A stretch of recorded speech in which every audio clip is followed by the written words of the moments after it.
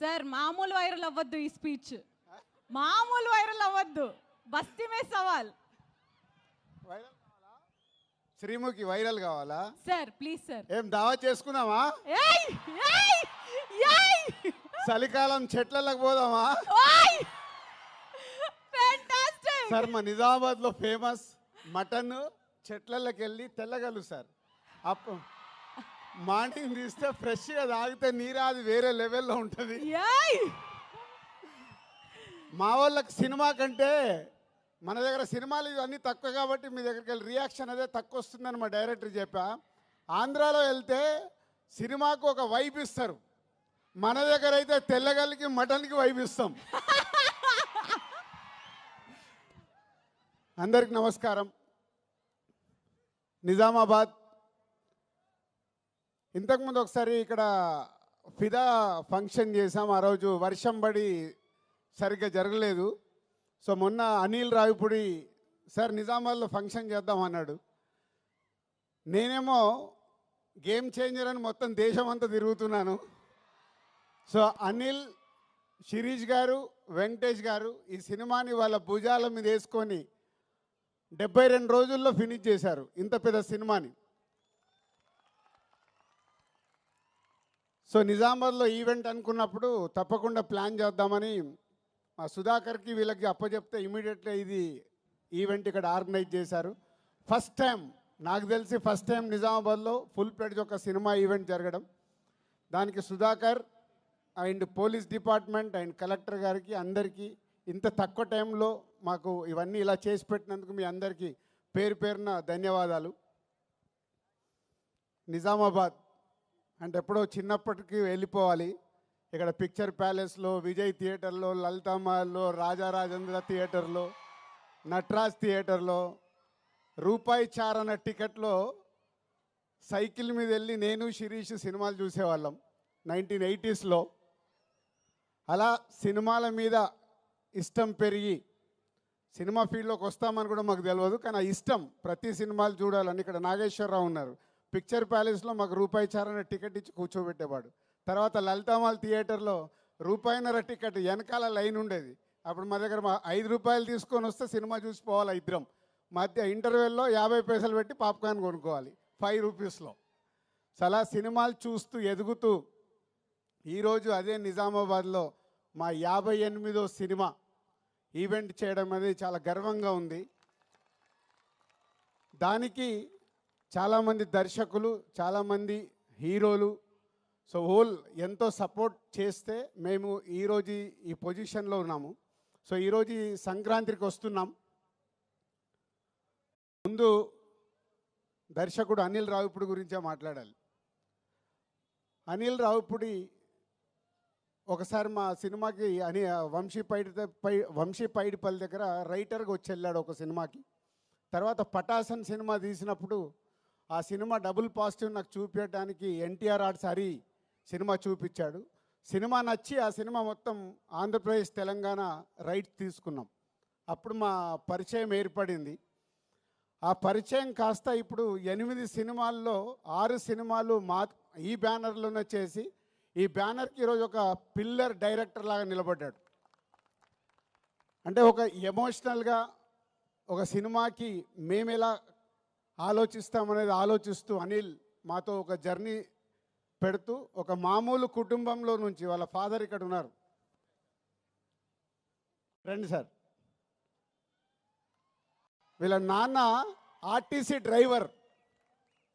అంటే ఇవన్నీ నా గురించి కానీ, ఇందాక శిరీష్ గురించి కానీ, అనిల్ గురించి కానీ ఎందుకు చెప్తున్నామంటే ఒక మామూలు స్థాయి నుంచి మేము ఈరోజు ఈ స్థాయికి వచ్చాం సినిమా వల్ల.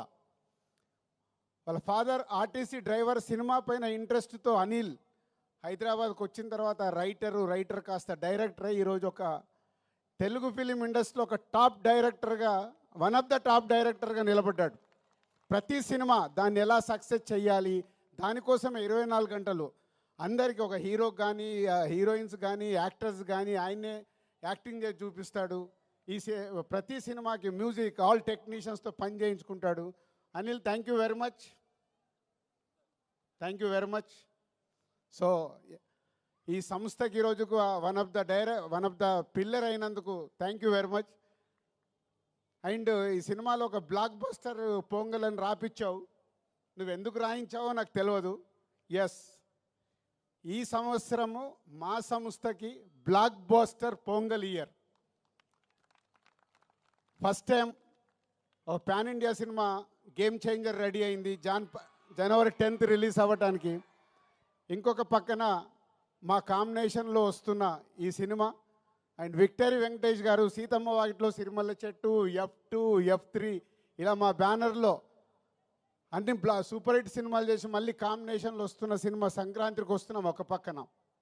ఈ 2 సినిమాలు అలాగే డాకు మహారాజ్, అది కూడా నైజాం డిస్ట్రిబ్యూషన్ మేమే చేస్తున్నాం. అందుకే బ్లాక్ బస్టర్ పొంగల్. నువ్వు రాయించావు పాట, ఆ పాట మా కోసమే రాయించినట్టు, ఆ పదాన్ని మా కోసమే రాయించినట్టు రాయించావు. Anil, thank you very much. So డెఫినెట్గా ఈ సంక్రాంతి, ఈ పొంగల్ మాకు ఒక special. And heroines Aishwarya Rajesh, Telugu అమ్మాయి అయినా చెన్నైలో స్థిరపడి ఎప్పుడు మంచి అవకాశం వస్తుందా అని వెయిట్ చేస్తూ ఒక అద్భుతమైన అవకాశం ఈ సినిమాలో ఒక మిడిల్ క్లాస్లో ఉండే ఒక వైఫ్గా ఈ సినిమాలో చేసి, రేపు మీరు సినిమా చూసినప్పుడు అర్థమవుద్ది. మీరు కడుపు పట్టుకొని కడుపు నవ్వుతూనే ఉంటారు. ఆ అమ్మాయి అంతా న్యాచురల్ పర్ఫార్మెన్స్తో అద్భుతంగా చేసింది. పోతే ఐశ్వర్య రాజేష్ గారి గురించి ఒక మాట చెప్పాలి. ఈ మధ్య ఒక డైరెక్టర్ నాకు కథ చెప్పాడు. మన ఇట్లా కజిన్స్ మీద, ఒక అమ్మాయి 3 అబ్బాయిల కజిన్స్ కథ, క్రాంతి మాధవ్. సో చెప్తే, సార్ నేను ఐశ్వర్య రాజేష్ గారిని అనుకుంటున్నాను, 3 ఇలా అబ్బాయిలు కావాలి అని అంటే అప్పుడు చెప్పాను, ఇప్పుడు అలాంటి సినిమాలకు ప్రేక్షకులు ఓటీటీలో చూడటానికి రెడీ అయ్యారు, థియేటర్కి ఎలా వస్తారయ్యా, నువ్వు ఆగు అని ఆపాను. అప్పుడే ఈ అవకాశం వచ్చింది తనకి. అనిల్ చెప్పగానే ఇమ్మీడియట్లీ ఈ సినిమాకి పెట్టాం. ఆ కథ మళ్ళీ చెయ్యాలని హోల్డ్ చేసి పెట్టుకున్నాం. సో అది కాంపన్సేషన్ అయింది నీకు. సో ఈ సినిమా ద్వారా డెఫినెట్గా నీ కోరిక తెలుగు ప్రేక్షకుల గుండెల్లో నిలబడిపోతుంది. అంత అద్భుతంగా చేసావు. అండ్ మీనాక్షి ఒక సైడు వైఫ్గా, ఎక్సలెంట్ వైఫ్ అయితే ఎక్స్ గర్ల్ ఫ్రెండ్, ఒక గ్లామరస్ క్యారెక్టర్, ఒక పోలీస్ క్యారెక్టర్ వేసి మీనాక్షి ఆల్రెడీ ఇందాక మీరు ఏవీలోనే డిఫరెంట్ క్యారెక్టర్లు చేసినట్టు చూసాం మనం. ఈ సినిమాలో కూడా తను అద్భుతంగా ఎక్స్ గర్ల్ ఫ్రెండ్గా ఎప్పుడు ఎక్సలెంట్ వైఫ్ను టీచ్ చేస్తూనే ఉంటుంది సినిమా అంతా. సో వాళ్ళ 3 కాంబినేషన్లో త్రౌట్ ఫిలిం అద్భుతంగా తీర్చాడు దర్శకుడు అనిల్ రావిపూడి. అండ్ వెంకటేష్ గారు, రామానాయుడు గారు, అంటే మేము మాలాంటి వాళ్ళకి ఎందరికో నిర్మాతలకి ఇన్స్పిరేషన్ రామానాయుడు గారు. నేను సినిమా ఫీల్డ్లోకి వచ్చేటప్పుడు రామానాయుడు గారిని ఇలాంటి టాప్ ప్రొడ్యూసర్స్, అంటే సినిమాలో ఇన్వాల్వ్ అయ్యి ఒక సినిమాని సూపర్ హిట్ చేసిన నిర్మాతలు ఎవరెవరు ఉన్నారని నేను చాలా అనాలిసిస్ చేసుకునేవాడిని, అంటే వాళ్ళ బాటలో నడవడానికి. అందులో మొదటి వ్యక్తి తెలుగు సినిమాలో రామానాయుడు గారు. మేము చూసిన వారు దాంట్లో ఒక నిర్మాతగా రామానాయుడు గారు చరిత్ర సృష్టించారు. ఇండియాలోనే టాప్ నంబర్ ఆఫ్ ఫిలిమ్స్ తీసిన నిర్మాతగా గిన్నీస్ బుక్లోకి ఎక్కారు. సో వారి తర్వాత వెంకటేష్ గారు సినిమా ఇండస్ట్రీలోకి హీరోగా వచ్చినప్పుడు మేము మా నర్సింగ్పల్లి, మా ఊర్లో ఉన్నాం. అదే ఇయర్ నాగార్జున గారు, వెంకటేష్ గారు ఇట్లా 2 హీరోలు లాంచ్ అవుతున్నారని మేము స్వాతిలలో దీంట్లో చదువుకుంటూ మాట్లాడుకునే వాళ్ళం. మాట్లాడుతున్నప్పుడు ఎవరికి ఫ్యాన్ అవ్వాలి, నాకు ఎందుకో వెంకటేష్ గారి ఫోటో చూడగానే నేను వెంకటేష్ గారి ఫ్యాన్ అయ్యి ఫిక్స్ అయ్యాను. సో హైదరాబాద్ వెళ్ళాక కలియుగ పాండవులు ఫస్ట్ సినిమా రిలీజ్ అవుతే 1 వీక్ ముందు అడ్వాన్స్ బుకింగ్ టికెట్ తీసుకొని కలియుగ పాండవులు ఫస్ట్ షో చూసా. అలా నాకు తెలియకుండానే నేను సినిమా ఫీల్డ్లోకి వస్తానని కూడా నాకు తెలియదు అప్పుడు. కానీ వెంకటేష్ గారి ఫోటో చూసి నేను ఫ్యాన్ అయ్యి కంటిన్యూ అయ్యాను. సినిమా ఫీల్డ్లోకి వచ్చిన తర్వాత మళ్ళీ పవర్ స్టార్ పవన్ కళ్యాణ్ గారికి కనెక్ట్ అయ్యా. సో వారిద్దరు నా అభిమాన హీరోలు. సో రామానాయుడు గారి కుటుంబంలో నుంచి ప్రొడ్యూసర్ తనయుడుగా సినిమా ఇండస్ట్రీలోకి వచ్చి నేను 30 ఇయర్స్ అయింది.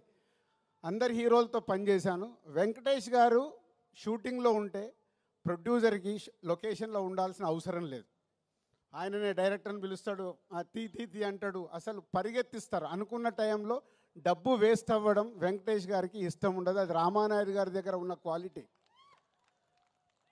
సో అందుకే వెంకటేష్ గారితో సినిమా తీయటానికి ఎప్పుడు ప్రతి నిర్మాత రెడీగా ఉంటారు. దాంట్లో మేము ముందుంటాం. 4 సినిమాలు కంప్లీట్ అయినాయి. Thank you sir, thank you very much. ఈరోజు మా బ్యానర్లో 4 సినిమాలు చేసిన హీరో మీరు ఒకరే. 4 ఇంకెవరు రికార్డు బ్రేక్ కాలే, అందరు 3 దగ్గర ఆగారు. డైరెక్టర్ ఒకటే, డైరెక్టర్కి అప్పుడే చెప్పా, హీరోగా కూడా వెంకటేష్ గారే. 4 సినిమాలు బ్యానర్లో, అందరూ 2-3 సినిమాలు చేసిన హీరోస్ అందరు ఉన్నారు. Thank you sir. నిర్మాతని అంత ప్రేమగా అద్భుతంగా చూసుకునే హీరో మీరు. సో మీలాంటి వారు సినిమా ఇండస్ట్రీకి ఎంతో ముందుకెళ్ళటానికి, ముందు తరాలకు కూడా మీలాంటి వాళ్ళు ఎగ్జాంపుల్ అవుతారు. మిమ్మల్ని చూసి నెక్స్ట్ జనరేషన్ హీరోలు కూడా, నేను ఇందాక రామానాయుడు గారిని చూసి ఎలా అయితే నేర్చుకున్నానని చెప్తున్నానో, వెంకటేష్ గారిని చూసి నెక్స్ట్ జనరేషన్, యంగ్ జనరేషన్ వాళ్ళందరూ వాళ్ళు చేస్తుంది చూస్తే చాలా ఉపయోగం. సో మీలాంటి వారందరికీ thank you very much. And సంక్రాంతికి వస్తున్నాం. సినిమా ఈ కథ విషయంలో అనిల్ ఎప్పటి నుంచో నాకు 3 కథలు చెప్పాడు. అనిల్ గుర్తుందో లేదో, 3 డిఫరెంట్ స్టోరీస్. ఈ కథ నాకు ఫైనల్ చెప్పినప్పుడు ఆ 3 కథల్ని తీసుకొచ్చి ఈ స్టోరీలోనే పెట్టుకున్నాడు. అంటే మామూలుగా అయితే డిఫరెంట్గా ఆలోచించుకుంటే 3 ప్రాజెక్ట్స్ అవుతాయి. లేదు, ఈ సినిమాని సూపర్ హిట్ చెయ్యాలంటే అన్ని ఎఫర్ట్స్ తీసుకొచ్చి ఈ సినిమాలో పెట్టాడు. సినిమా గురించి నేను ఎంత ఎక్కువ మాట్లాడాల్సిన వచ్చినా మాట్లాడవచ్చు, ఎందుకంటే it's going to blockbuster hit. ఇది అనిల్తో నా జర్నీలో నేను ముందే చెప్పేస్తూ ఉంటాను. అనిల్కి నాకు అనిల్ ఇది హిట్ సినిమా, అనిల్ ఇది సూపర్ హిట్ సినిమా, ఇలా ఎప్పుడు నేను కొంచెం ఓపెన్గా మాట్లాడుతూ ఉంటాను. దాన్ని 90% అనిల్కు అర్థమవుద్ది, 10% అప్పుడప్పుడు ఏంటి రాజుగారు నాది కొంచెం తక్కువ చెప్తున్నానని కూడా అనుకుంటాడు. బట్ ఈ సినిమా విషయంలో కథ విన్న దగ్గర కానీ, మొన్న నేను ఫైనల్ నాకు సినిమా చూపించినప్పుడు కానీ, it's a going to block buster hit. ప్రేక్షకులకి కడుపుప్ప నవ్విస్తూ, ఇందాక మీరు ట్రైలర్లో చూశారు, excellent wife, ex girl friend. ప్రతి ఒక్కరికి ఎక్కడో ఒక దగ్గర లైఫ్లో 90% జనాలకి తగులుతుంది ఇది. సో త్రౌట్ ఎంటర్టైన్మెంట్ నింపుతూ నవ్విస్తూ బ్లాక్ బాస్టర్ పాటలు చేయించుకున్నాడు. వచ్చిన 3 పాటలు ఇంకో పాట రావాలి. బీమ్స్ అద్భుతమైన మ్యూజిక్ ఇచ్చాడు. అనిల్ కూర్చోబెట్టుకొని పాటలు రాయించుకున్నాడు. అన్నీ అంటే ఈ సినిమాకు కావాల్సిన 360 డిగ్రీస్ అన్నీ పేర్చుకొని సంక్రాంతికి బ్లాస్ట్ చేస్తూ ఒక బ్లాక్ బాస్టర్ హిట్ తీసుకురాబోతున్నాడు. So thank you Anil and Venkatesh garu and my heroines, my technicians and Sameer ఇక్కడ లేడు, photographer Sameer and editor and all మా డైరెక్షన్ డిపార్ట్మెంట్, మా ప్రొడక్షన్ డిపార్ట్మెంట్, మా ఈపీస్ అందరికీ thank you very much. And ఈ సినిమా నా పైన బాధ్యత లేకుండా ఈ సినిమాను కంప్లీట్ చేసి 72 రోజుల్లో మాకు ఒక బ్లాక్ బాస్టర్ ఇస్తున్న హోల్ టీమ్కి మీ అందరికీ thank you very much. Thank you so much Dil Raju గారు.